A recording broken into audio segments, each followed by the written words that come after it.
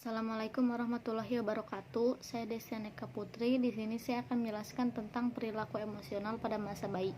Emosi itu respon yang timbul dari stimulus yang menyebabkan perubahan fisiologis disertai dengan adanya perasaan kuat. Bayi mengekspresikan sebagian emosi jauh lebih awal dibandingkan dengan beberapa emosi lainnya.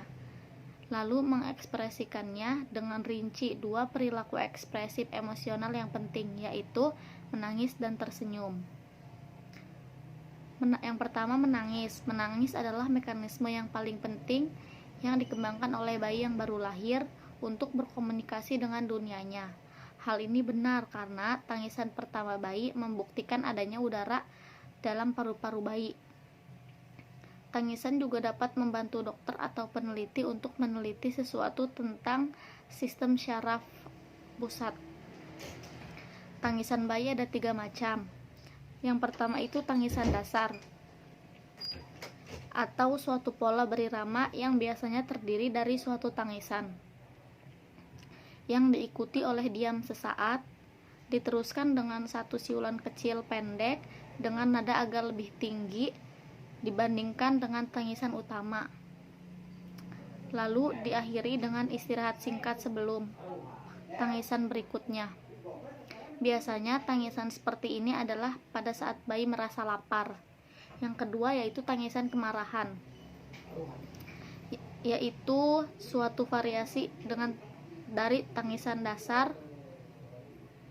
Akan tetapi di dalam tangisan kemarahan lebih banyak udara dikeluarkan melalui tali suara. Yang ketiga itu tangisan kesakitan yang dirangsang oleh rangsangan yang intensitasnya tinggi. Berbeda dari tipe tangisan lainnya, dalam arti ada sesuatu kemunculan tangisan keras yang tiba-tiba tanpa rintihan atau urangan pendahuluan dari suatu tangisan awal yang panjang diikuti oleh suatu upaya menarik napas yang cukup lama. Yang kedua itu ada senyuman. Senyuman adalah perilaku komunikatif bayi yang juga sangat penting. Ada 2 tipe senyuman pada bayi, yaitu yang pertama senyuman refleks. Senyuman refleks tidak terjadi sebagai respon terhadap rangsangan dari luar. Senyuman ini tampak selama bulan pertama setelah kelahiran. Biasanya selama pola tidur yang tidak teratur dan bukan ketika bayi sedang berada dalam keadaan terjaga. Yang kedua itu senyuman sosial. Sebaliknya, senyuman sosial terjadi sebagai respon terhadap suatu rangsangan dari luar, yaitu pada awal perkembangan, khususnya sebagai respon terhadap suatu wajah yang ia lihat.